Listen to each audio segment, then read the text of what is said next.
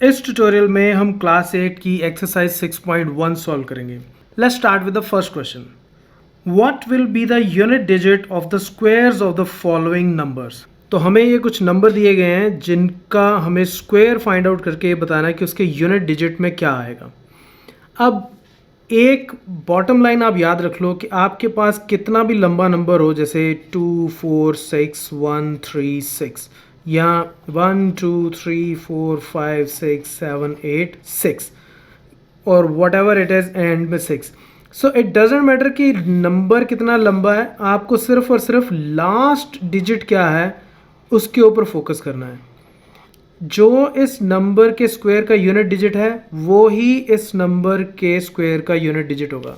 1 into 1 क्या होता है 1, 2 इंटू 2 4, 3 इंटू 3 9, 4 इंटू 4 16, यानी कि 4 इंटू 4 का यूनिट डिजिट क्या है 6, 5 into 5 25, unit digit is 5, 6 into 6 6, 7 into 7 के लिए 9, 8 इंटू 8 के लिए 4, 9 इंटू 9 के लिए 1 और 0 इंटू 0 के लिए 0।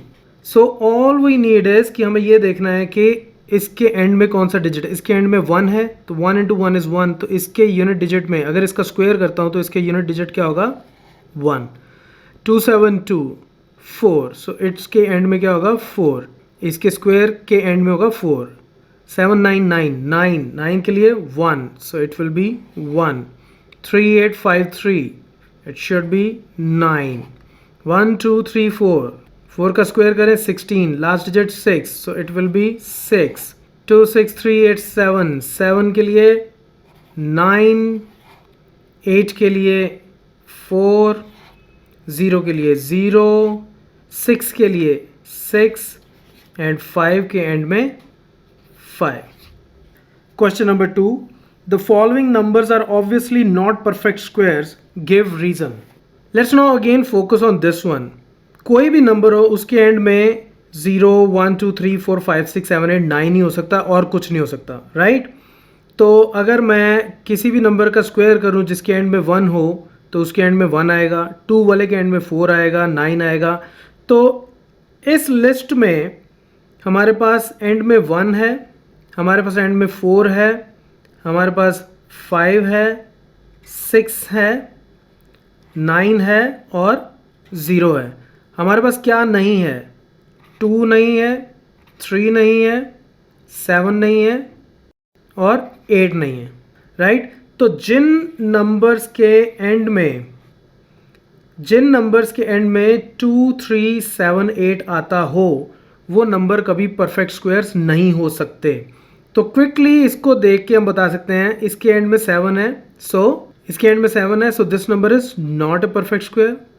3 not a perfect square, 8 not a perfect square, 2 no। अब इसको मैं अभी बाद में बात करता हूँ, फिर से इसको बात करते हैं again. 2 not a perfect square। अब ये जो 3 नंबर बच गए जीरोस जिनके एंड में है, अब किसी नंबर के एंड में अगर 0 हो तो इट इज़ पॉसिबल कि वो परफेक्ट स्क्वायर हो सकता है, लेकिन उसका भी एक रूल है। अगर किसी नंबर के एंड में ऑड नंबर ऑफ ज़ीरोज़ हैं, यानी कि 0 या 0 0 0 या 0 0 0 0 0, तो वो नंबर्स परफेक्ट स्क्वायर नहीं हो सकते। लेकिन जिनके एंड में इवन ज़ीरोज़ हैं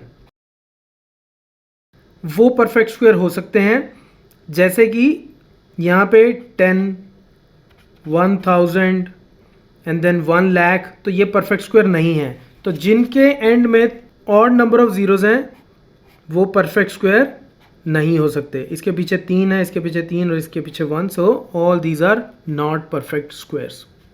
question number 3, the squares of which of the following would be odd numbers. So this is very very simple. अब ऑड नंबर को अगर आप ऑड नंबर से मल्टीप्लाई करो तो आपको क्या मिलता है ऑड नंबर, और अगर इवन नंबर को आप इवन नंबर से मल्टीप्लाई करो तो आपको क्या मिलता है even number, right. So this is as simple as that. ये ऑड नंबर है तो इसका स्क्वायर भी क्या होगा ऑड। ये इवन है, इसका स्क्वायर इवन होगा। ये ऑड है, इसका स्क्वायर ऑड होगा। ये इवन है, इसका स्क्वायर इवन होगा। That's it. Question number 4, observe the following pattern and find the missing digits.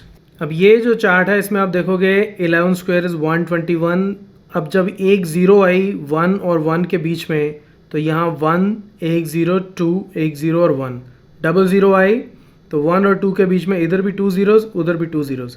अब यहाँ पे कितनी ज़ीरोज़ हैं? 1 और 1 के बीच में 4, तो यहाँ पे भी 4 ज़ीरोज़ और इस साइड भी 4 ज़ीरोज़। यहाँ पे कितनी है? 1 2 3 4 5 6, तो 1 और 2 के बीच में 6 ज़ीरोज़, 2 और 1 के बीच में 6 zeros, so it will be 1 0 0 0 0 0 0 then 2 0 0 0 0 0 0 and 1. So that's the answer. Question number 5. Observe the following pattern and supply the missing numbers. तो ये नंबर और ये नंबर मैं फाइंड आउट करने हैं. ना इट्स वेरी सिंपल. सबसे पहले तो आप ये काउंट करो, इसको देखते ही समझ में आया था कि सबसे पहले तो आप नंबर ऑफ डिजिट्स देखो. 1 1, इधर कितने डिजिट्स हैं? 2. 1 2 1, इधर कितने हैं? 3. यहाँ पे कितने डिजिट्स हैं? 1 2 3, और इधर कितने हैं? 5. इधर कितने डिजिट्स हैं? 1 2 3 4 5 डिजिट्स, और इधर कितने हैं? 1 2 3 4 5 6 7 8 9, राइट. तो इसका मतलब ये जो है this is equal to 2 into 2 minus 1. ये जो है this is equal to 2 into 3 minus 1, और ये जो है this is equal to 2 into 5 minus 1, right. 2 into 5 minus 1 is 9, 2 into 3 minus 1 is 5, 2 into 2 minus 1 is 3. तो ये तो हो गया नंबर ऑफ डिजिट्स के बीच में रिलेशनशिप. अब दूसरा ये पैटर्न ये है कि इस तरफ तो 1 0 1 0 1 0 1, तो ये ऑल्टरनेट ही चलेंगे, और इस तरफ हमें एक पैलिंड्रोम बनाना है, यानी कि जो उल्टा सीधा एक समान होता है. तो पैलिंड्रोम बनेगा ऑड नंबर्स का. तो अब हम इसके डिजिट्स काउंट करते हैं. 1 2 3 4 5 6 7. अगर इसमें 7 डिजिट्स हैं तो इस तरफ कितने डिजिट्स बनेंगे? 7 इंटू 2 माइनस 1, और वो कितना बन गया हमारा? 13, राइट. तो 13 डिजिट्स आएंगे. तो let's try to write it down. 1 0 2 0 3 0 4, ये कितने हो गए? 1 2 3 4 5 6 7. तो इसका मतलब 6 डिजिट और आएंगे. So now let's go into decreasing order. 0 3 0 2 0 1, 1 2 3 4 5 6 7 8 9 10 11 12 13. तो 13 डिजिट्स आ गए. अब हम यहाँ वाली वैल्यू फाइंड आउट करते हैं. अब इस केस में कितने डिजिट्स हैं राइट साइड में? 1 2 3 4 5 6 7 8 9 10 11 12 13 14 15 16 17. 17 और 17 है 9 इंटू 2 माइनस 1, जैसे ये किया था हमने. तो इसका मतलब लेफ्ट साइड में हमारे पास कितने डिजिट्स होने चाहिए? 9. तो 9 डिजिट्स कैसे आएंगे? 1 0 1 0 1 1 2 3 4 5 6 7 8 9. That's your answer.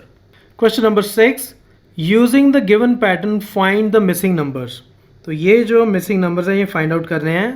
But to find pattern, third number is related to first and second number. अब हमें ये भी given है कि third number is related to first and second, और हमें ये बताना है how. Fourth number is related to third number, how. अब ये भी उसने बताया कि fourth number is related to third, but how. तो अभी फाइंड आउट कर लेते हैं. सबसे पहले इस पैटर्न को अगर आप ढंग से देखो तो 1 into 2 is 2, 2 into 3 is 6, 3 into 4 is 12. तो इसका मतलब इस नंबर और इस नंबर की मल्टीप्लिकेशन यहाँ है, तो इसका मतलब 4 इंटू 5, तो यहाँ पे क्या आना चाहिए? 20. सिमिलरली 5 इंटू समथिंग इज़ 30, तो 5 into 6 is 30. 6 into 7 is what? 6 into 7 is 42. तो ये फिल हो गए. अब इसका पैटर्न देख लेते हैं. 2 square 3 square, 6 square 7 square, 12 square 13 square, 30 square 31 square. तो यानी कि 2 plus 1 is 3, 6 plus 1 is 7, 12 plus 1 is 13. So 20 plus 1 is 21, 30 plus 1 is 31, so 42 plus 1 is 43. That's your answer. Question number 7, without adding find the sum. तो इनका हमें sum find out करना है। तो अगर आप ये देखो तो ये क्या है, 1 3 5 7 9, तो ये सारे ऑड नंबर्स हैं और ये फर्स्ट 5 ऑड नेचुरल नंबर्स हैं। तो first n odd natural numbers का सम हमेशा क्या होता है, n स्क्वायर। ये हम ऑलरेडी प्रूव कर चुके हैं। अगर आपको ये वीडियो देखना है तो टॉप राइट कॉर्नर में जो लिंक है उसको देख लो। अब यहाँ पे कितने ऑड नेचुरल नंबर्स हैं पहले क्वेश्चन में, 1 2 3 4 5। सो फर्स्ट क्वेश्चन का आंसर क्या होगा, 5 square which is equal to 25। आप चाहो तो एक बार वैलिडेट कर सकते हो। 1 + 3 = 4 + 5 9 + 7 16 + 9 25। क्वेश्चन नंबर 2, ये भी ऑड नंबर्स हैं और कंसेक्टिव ऑड नंबर्स हैं। तो कितने ऑड नंबर्स हैं, 1 2 3 4 5 6 7 8 9 10। So it should be 10 square, that is 100। Next 1 2 3 4 5 6 7 8 9 10 11 12। So answer of third should be 12 square, which is equal to 144. Question number 8. Express 49 as the sum of 7 odd numbers. 49. Now 49 is a perfect square and every perfect square is a sum of first n odd natural numbers. तो हमें बोला गया है कि express 49 as sum of 7 odd numbers. तो 7 odd numbers कौन से होंगे, 1 + 3 + 5 + 7 + 9 + 11 + 13. So first odd natural numbers 1 2 3 4 5 6 7 is always equal to 7 square. So that's your answer. अगर आप चाहो तो इसको एक बार वैलिडेट कर सकते हो। 1 + 3 = 4 + 5 9 + 7 16 + 9 25 + 11 36 + 13 49. Part 2 of 8th. Express 121 as sum of 11 odd numbers. 121 जैसे अभी हमने पिछला क्वेश्चन किया था, 121 as sum of 11 odd numbers, तो वो फर्स्ट 11 odd numbers होंगे, यानी कि 1 + 3 + 5 + 7 + 9 + 11 + 13। ये कितने हो गए, 1 2 3 4 5 6 7 + 15 + 17 + 19 + 21. That is the answer. Last question. How many numbers lie between squares of the following numbers? तो हमने ऑलरेडी प्रूव किया है कि किन्हीं भी दो कंसेक्यूटिव इंटीजर्स के जब हम स्क्वायर लेते हैं तो वो होते हैं कंसेक्यूटिव परफेक्ट स्क्वायर्स। और कंसेक्यूटिव परफेक्ट स्क्वायर्स के बीच में हमेशा कितने नंबर्स होते हैं, 2n।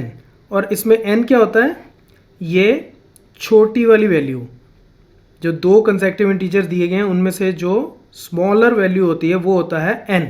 जस्ट इन केस आपको ये देखना हो कि हमेशा 2n क्यों होता है, तो इसका लिंक टॉप राइट कॉर्नर में आप उसको देख सकते हो। नाउ 12 स्क्वायर एंड 13 स्क्वायर, इन दोनों के बीच में 2n यानी कि 2 × 12 24 नंबर्स होंगे। 25 स्क्वायर और 26 स्क्वायर्स के बीच में 2 × 25 यानी कि जो लोअर वैल्यू है इज इक्वल टू 50 वैल्यूज होंगी, इनमें 50 नंबर्स होंगे। 99 एंड 100 में 2 × 99 which is equal to 198. So that's it in this tutorial. Keep watching Mathemafia.